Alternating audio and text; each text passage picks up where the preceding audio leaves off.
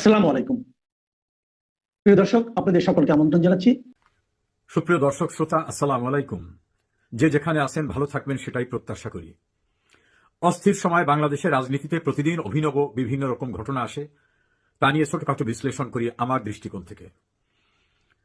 Doctor Mohammad ইউনূসের যে নিয়োগকর্তারা অর্থাৎ তার মালিক যারা, সেই মালিকরা একটা দল খুলেছিল, দলটার নাম এনসিপি, ন্যাশনাল সিটিজেন পার্টি। এই যে জাতীয় নাগরিক পার্টি, ইউনূস সাহেবের দলটা, এই দলের একজন গুরুত্বপূর্ণ নেতা এবং দুইজন নেত্রী এই দল ত্যাগ করেছেন। দুজন সামরিক কর্মকর্তারাও দল ত্যাগ করেছেন। তাদেরকে বাংলাদেশের অত্যন্ত জনপ্রিয় একটা পোর্টাল জিজ্ঞেস করেছে, আপনারা এনসিপিকে নিয়ে অনেক আশার কথা শুনিয়েছিলেন, নতুন বন্দোবস্ত নতুন ব্যবস্থা করবেন, তা এখন এনসিপি ছেড়ে চলে যাচ্ছেন কেন? তারা প্রথমে জবাবটা দিয়ে বলছে, এনসিপি শেষ, এর জানাজাটা পড়ার অপেক্ষায় আছি। এনসিপির জানাজা পড়তে চায়, অর্থাৎ এনসিপিকে কবরে ঢুকিয়ে শেষ করে দিতে চায়। কি কারণে? তার ব্যাখ্যায় বলছেন যে আমাদেরকে একটা স্বপ্ন দেখানো হয়েছিল, আওয়ামী লীগ, বিএনপি, জাতীয় পার্টি বা প্রচলিত ধারা রাজনৈতিক দলের বাইরে গিয়ে নতুন একটি সমাজ ব্যবস্থা কায়েম করা হবে, যেখানে শোষণ, বঞ্চনা, বৈষম্য থাকবে না, পরদেশের তল্পি বাহকি রাজনীতি থাকবে না। এটা হবে সম্পূর্ণরূপে নতুন একটা বাংলাদেশ। সেই স্বপ্নের ছুরিবে তারা একটা হ্যাভেনে পৌঁছে যাওয়ার মতো চিন্তা ভাবনা করছিলেন। সেই স্বপ্নে তারা মুগ্ধ হয়েছিলেন। পরবর্তীতে তারা দেখলেন যে এই স্বপ্ন টপ্ন কিছু না, মূল স্বপ্ন হচ্ছে একজন ব্যক্তি বড় একটি দেশের সাহায্যে শেখ হাসিনাকে ক্ষমতাচ্যুত করবেন। সেই জন্য বিশাল ফান্ডে টাকা পেয়েছেন, দীর্ঘদিন যাবৎ ওই টাকা বিভিন্ন জায়গায় ব্যবহার করেছেন। তার ভিতরে ছাত্রদেরকে একটা ফ্রন্টকে ব্যবহার করতে পেরেছেন এক এক সময় এক একটা ইস্যু ধরে। আর শেখ হাসিনা সরকারও এই ইস্যুগুলোকে ডিজলভ করার জন্য কার্যকর পদক্ষেপ নেয়নি। ফলে সে আন্দোলনকে বেগবান করে শেষ পর্যন্ত তার পতনের আন্দোলনে রূপান্তর করা হয়েছে। মূলত টার্গেটটা ছিল শেখ হাসিনাকে ক্ষমতার থেকে সরানো এবং সেখানে ওই বড় রাষ্ট্রের একজন প্রতিনিধি তাকে বসানো এবং বাংলাদেশে ৭১ সনের পাকিস্তান পন্থী যে চিন্তা চেতনা, সেই রাজনীতিতে যারা হেরে গেছিলেন সেই মানুষগুলোর হেরে যাওয়ার পরাজয়ের প্রতিশোধ নেওয়া। সেটা করার জন্যই এক একটা সময় এক একটা এজেন্ডা নিয়ে কাজ করা হয়েছে। পূর্বের অনেক এজেন্ডা ফেল করছে। সর্বশেষ এজেন্ডা ছিল কোটা বিরোধী আন্দোলন। সেটাও যখন সুপ্রিম কোর্ট বলে দিল যে ঠিক আছে, তাদের দাবি মেনে নেওয়া হলো, তখন আর পথ ছিল না। তখন তারা ৯ দফা ১০ দফা বিভিন্ন দফা টফা দিয়ে একটা পর্যায়ে এসে শেখ হাসিনার পতন ১ দফা। অর্থাৎ শেখ হাসিনা যদি পূর্বেও মেনে নিতেন তাতেও তারা থামতো না, অন্য কোনো ইস্যু নিয়ে তারা শুরু করত। এভাবে শেখ হাসিনার পতন ঘটানোটা ছিল আন্দোলনের দীর্ঘদিনের পরিকল্পিত সিদ্ধান্ত। সেই সিদ্ধান্ত বাস্তবায়নের জন্য এই কোটার নামক একটা ইস্যুকে সামনে নিয়ে আসা হয়েছে।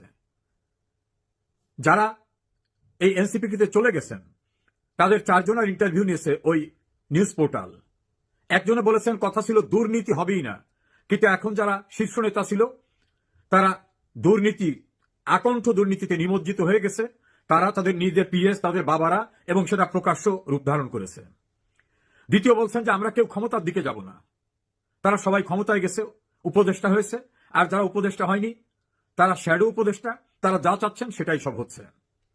তৃতীয় বলছেন যে ছাত্রদের কল্যাণই হবে তাদের মূল রাজনীতির লক্ষ্য।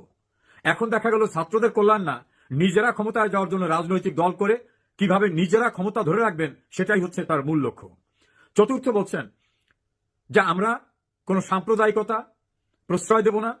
আমরা বাংলাদেশের স্বপ্ন, যেটা নিয়ে ৭১ সনে যুদ্ধ হয়েছিল, মানুষ জীবন দিয়েছিল, আমরা সেটাকে কেউ যাতে ব্যবসা হিসেবে নিতে না পারে, আমরা প্রকৃত উদ্দেশ্যটাকে বাস্তবায়ন করব।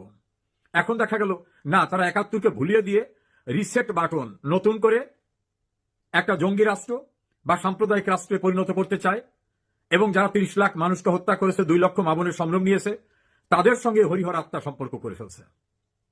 আর যে দেশটা বাংলাদেশের স্বাধীনতার সময় সবচেয়ে বড় বিরোধিতার জন্য স্প্লিট পাঠিয়েছিল, তাদের পরামর্শে এখন চলছে। এই সকল ঘটনা অনুধাবন করতে পেরে তাদের এক নেতৃত্ব বলছেন যে চাঁদাবাজির পরিকল্পনা হয় মন্ত্রীপাড়ায়, একবার এলাকার নামটা বলেছেন, যেদের শিকড় অনেক গভীরে। এ কারণে তারা দল ছেড়ে চলে গেছেন।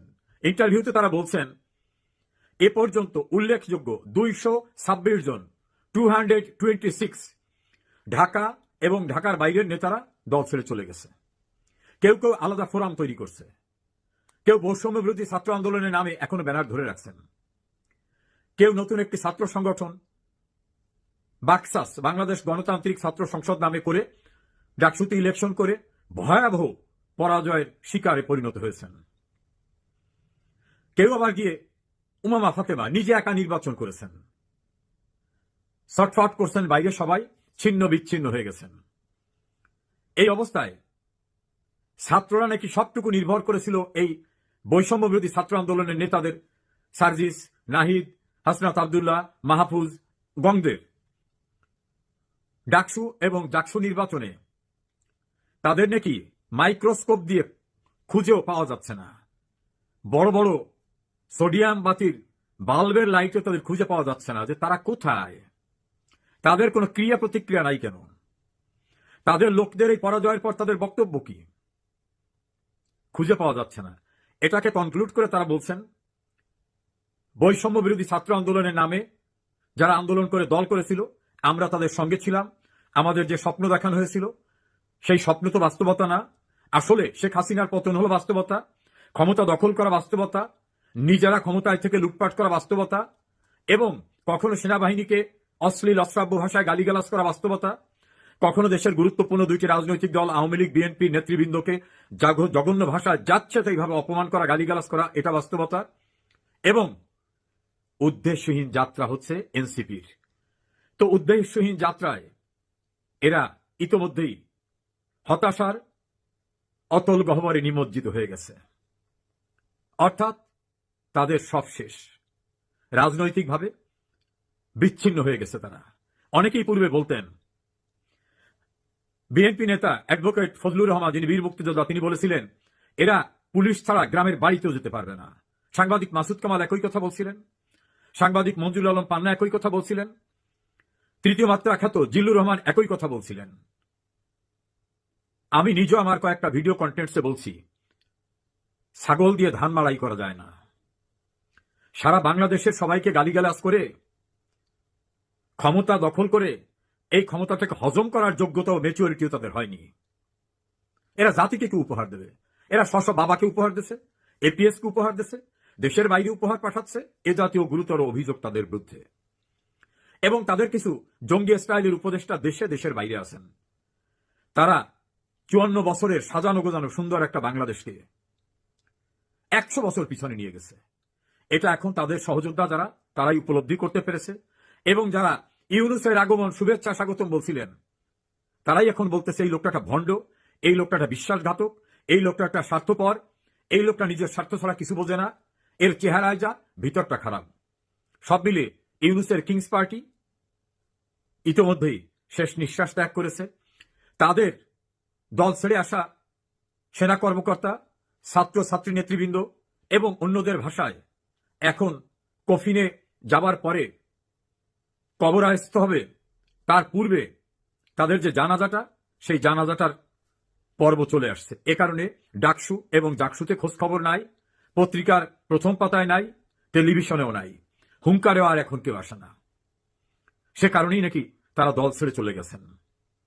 আমরা আশা করি এই উপলব্ধি এখনো যারা মোহগ্রস্ত আছেন, মরিচিকার পিছনে ছুটছেন, তারা বুঝতে পারবেন খুব শিগগিরই দেশটা ধ্বংসের শেষ প্রান্তে নিয়ে গেছে। কি সুন্দর বাংলাদেশটা কোথায় নিয়ে গেছে। আমরা অপেক্ষায় থাকি এনসিপির দলত্যাগী বিশাল অংশের ভাষায় এখন মৃতপ্রায় জানাজা পড়তে বাকি আছে। আর কদিনের পরে বোধহয় আরো কিছু দেখার জন্য আমাদের অপেক্ষা করতে হবে। এনসিপি কার্যত এখন মৃত। যতক্ষণ ক্ষমতায় বসা আছে, গাড়িতে ফ্ল্যাগ আছে, পুলিশ, র্যাব, আর্মি, বিজিবি আছে, ততক্ষণ মৃতপ্রায় রোগীকে যখন কোরামিন ইনজেকশন দেয়, স্যালাইন দেয়, তখন বলে ফ্লাকচুয়েটিং অবস্থা আছে, উঠতেছে নামতেছে, এই অবস্থায় আছে। যে মুহূর্তে স্যালাইন খুলে দেবে, লাইফ সাপোর্টের মাস্ক খুলে দেবে, সেই মুহূর্তে শেষ। এনসিপি এখন ক্ষমতায় ভর করে, এবং এনসিপির সঙ্গে যারা জঙ্গি আন্দোলনে ছিলেন তাদের বোধহয় এখন লাস্ট স্যালাইন অথবা কোরামিন ইনজেকশন দিয়ে যেমন শেষ রক্ষার চেষ্টা করা হয়, সেই লাইফ সাপোর্টে বোধহয় আছে। সাপোর্ট যে কোনো সময় খুলে যাবে। আর তাদের উপর ভর করে যারা দেশ দখল করে ফেলছিলেন, রাস্তাঘাট হাট বাজার, তাদেরও ভয়ঙ্কর পরিণতি অতি সম্প্রতি ডাকসু এবং জাকসুতে দৃশ্যমান হয়েছে। খুব শিগগিরই আরো ভয়ঙ্কর পরিণতি দেখতে পারবেন, অপেক্ষা করুন। অনেকেরই জানাজার জন্য, রাজনৈতিক জানাজার জন্য আমাদের বেশি দিন অপেক্ষা করতে হবে না বোধহয়। প্রিয় দর্শক শ্রোতা, দর্শক, সম্পূর্ণ ভিডিওটি দেখলেন, আশা করি বিষয়টি বুঝতে পেরেছেন। এ নিয়ে আপনার গুরুত্বপূর্ণ মন্তব্যটি অবশ্যই কমেন্ট বক্সে জানিয়ে দিবেন। ধন্যবাদ।